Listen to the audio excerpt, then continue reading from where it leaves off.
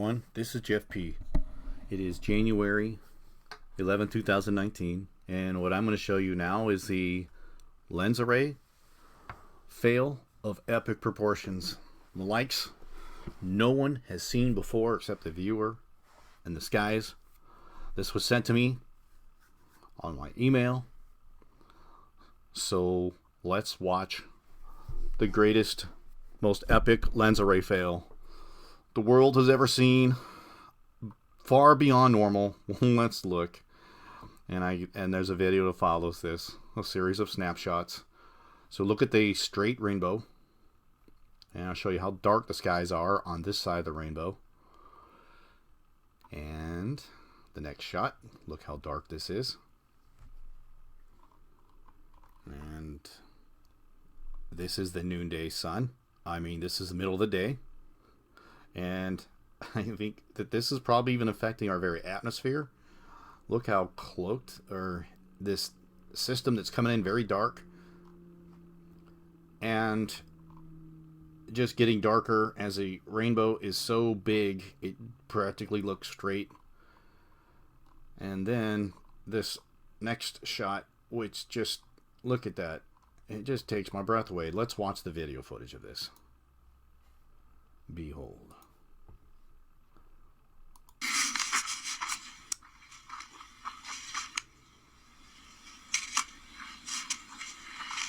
You can see how they're chemtrailing this as well. Flying. Look at that second light lens on the edge. Every one of those is an edge of a lens. Overlapping lenses. Can't explain that one, could you? You know what? Like right here. How are meteorologists even to try and explain that one? I mean, what? It's just could have a whole new word for that one, right? You can't. They're not even going to comment. Those are pretend it never happened. Right? That's what they do. It's just beyond explanation, except it's a lens array out there. Let me get into the lens array before I show any more videos, because I don't want to confuse some of the new people that are here. The lens array first captured on this Australian web camera in July 7th, 2016, going on 3 years ago. 2.5 years, and we could see these overlapping lenses just like we saw in that footage. Some of you have seen this before, some have not, but I want to pay close attention to see how the red lens petal effect shows the presence of the lens array, because it's bending light and not basically the red light comes through. But what I want to focus on the most is how these lenses bisect one another right through the center, just like we saw. The same pattern. We have the smaller ones and we have the bigger ones up front. Not just on one camera, multiple cameras. We could see this effect. I first thought these were planets. And then we see that I'm on this camera. This is a different camera. It's not as obvious. It's kind of a cloudy day. And by the way, these cameras are now all offline. And they have been since July. Here we can see the one singular lens here and another overlapping one here as well. It's very subtle, makes the sun look bigger than it really is. We've seen, and you could even see the signs of another lens here. We can see this over and over again. In case for new people, let me show you some of the other footage that we have of some of the biggest lens array we've ever seen. So we could see the effects of the lens from web cameras and pictures, showing this thing collapsing from the FAA camera as we see them. We see them on the sun, how it affects the sun. Absolutely not normal, creating a wing effect. Or how about that? How about that for a lens array with a sun simulator relay system? We've shown the footage. Look at the next set of cameras on this webcam to Mexico. We can see how it's bending and even blocking light. We see the overlapping lenses here. Webcam to Mexico. See how it bisects each other? Look at that. And wait till you see what we got next from even video footage of it from subscribers showing this system coming in. again and again. It's amazing, and look how they like to hide this thing from us. So here is the video, a series of photographs showing how this thing is literally blocking light. So go back and watch my lens array videos for more proof. Let's see if I had any more. Here is a thumbnail of all the ones from around the world, from people's cell phones to their cameras, whatever. It's pretty amazing. Next, Matt Rogers has got something that is the craziest thing yet. Again, here's some never seen before, no explanation. Let's watch. Okay, this is a very important piece of footage of this kind lady. Now look at the lens. Do you see the double lip? And we're going to see this huge shadow following all the way up from the horizon. Has sent in from Malta. Look at the formation, how it maneuvers like it's being cloaked. It's being covered up of an object. You see how this huge circular object coming down from here to here as it passes in front. This person is a genuine skywatcher explaining through email, what is it? And I think, let me stop it here, but this thing I believe can no longer block the light of the Nemesis star right behind it. And so what we have is a giant planet eclipsing. It's a solar eclipse of the second sun. See, this person could see this through view sight. The way it's smudging out as well. Can you see the formation now disappearing? But in the background you can still see an illumination of a dark object. What is it we are exactly seeing on the screen here? Repeating the evidence as well. The start time is at 5:20 p.m. See, I'm going to stop it here, but I also want to point out that if this would have happened in broad daylight, these lines would have basically looked like your rainbow, a straight rainbow. And since they overlap one another and this thing tries to hide, that's going to give us one long straight rainbow all the way across the sky. And the day we see that is, we've only got a couple days left before this thing comes crashing through. But let's continue playing this. On a time lapse. So why are we seeing this formation appearing like this through our skies of today in 2019? Just another piece of evidence to why this is happening. Yes. So thank you for sending Thank this you, video Matt Rogers. into us of importance. From the Matt Rogers channel. So I'll leave links to his channel there as well. And I want to show you another eclipsing planetary object that happened in Alaska, or excuse me, Antarctica. The Mawson Station, which C. Fernald channel, YouTube user, I subscribe to him. You should do the same. He did the same catch.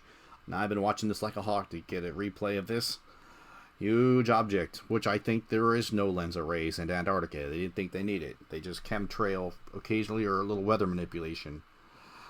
Wow, they really... Let's see what C. Fernald caught on this particular day. C. Fernald channel. So at the 2:16 mark, he shows the same thing. Let's see, we'll play a fraction of this video here. Let me zoom this in for you. I had to silence, don't want to play the music in the background. Might get a copyright strike from the music. So, pretty spectacular catch. See, Fernald, great one, man. I just watched this night and day, and the moment I blink, it happens, and you caught it. Nice catch. Then we saw the lens array on, he calls a Stargate on the Mr. MB3. Here in this one, we could see the magnification effect, magnifying the clouds behind it. So this could be levitating with levitation technology. It's not far past them. Now look at the ultra thin lenses. On a long time ago, I made a video about these ultra thin lenses by JPL and NASA. Now, why would JPL want to put ultra thin lenses in shape light in ultra thin ways? And what's NASA got to do with that? I mean, what do they care? Lenses not made of glass, but made of silicon nanopillars arranged in a honeycomb pattern to create a metasurface that control the path and properties of passing light waves. Kind of like polarizing light, but what would you get if you had polarizing light that could twisting polarize? I mean, you have circular, you have horizontal, you got vertical polarization. If you got horizontal and vertical on the same, it completely blocks light, so it's shaping light in exotic new ways. And you continue to read this article, says can be used for cameras and displays. There you go, Project Bluebeam displays, right? Fake alien invasion. And many have wondered about the sun simulator to help you break through the cognitive dissonance of the reality of the artificial sun and attempt to create climate-friendly fuel. Well, that's what everybody's seen this one yet. And if you haven't, here you go. The Germans inventing it. Why are they doing this? China, too. Launch an artificial sun into space. From PO website. I'll leave a link for this. And then they also want to build a nuclear barge. It's all. Is it really about energy? Why would they want to put an artificial sun into space? Now, we already know about the artificial star, this plasma reactor, superheating hydrogen gases to create cold fusion that creates 100 million degrees Celsius. Well, it sounds like they're more interested in heat. Could you imagine something creating that much heat from space? Maybe our sun's not going to create heat anymore, or lighting issues. Well, it can easily be weaponized to have that kind of power hovering over our skies, wouldn't it? That's one heck of a weapon. And then, our military wouldn't weaponize anything they have opportunity, would they? Makes you wonder, well, how about the artificial moon? When I talked about the moon simulator, well, guess what? China is actually launching a moon simulator in space next year. Why would they do that? To light the night sky so they don't have to save on light. One other thing they could weaponize and zap people who have a low social score. What do they plan on doing with this? Light an area of 50 miles and with a very small diameter and low orbit can create an artificial moon. Yeah, imagine that. And one last thing. Cloaked mothership parked from above England. Really big craft. Yeah, they're up there, folks. You create those fake popcorn clouds. Looks like the shape of a TR-3B craft. They're there to hide the Planet X system and for part of Project Bluebeam and the fake alien invasion. These craft have a cold nuclear fission reactor to superheat water to create those fake popcorn clouds. They quickly evaporate and appear in your skies, very thin layer of them, and you can spot them yourself. Just look for the dark triangular spots or edges in the next time this cloud system falls overhead, and you can catch the same thing. Well, that's all for now. Yeah, let's watch this video one more time. And I guess what I wanted to say was this rainbow. This rainbow that we see all the way across the sky, that many have had dreams and visions about this rainbow going completely across the sky. And that is, if we see that, that's within days of this thing dramatically affecting the Earth. So please copy, like, and share this video. Have a blessed day, and see you at the Lord's Supper.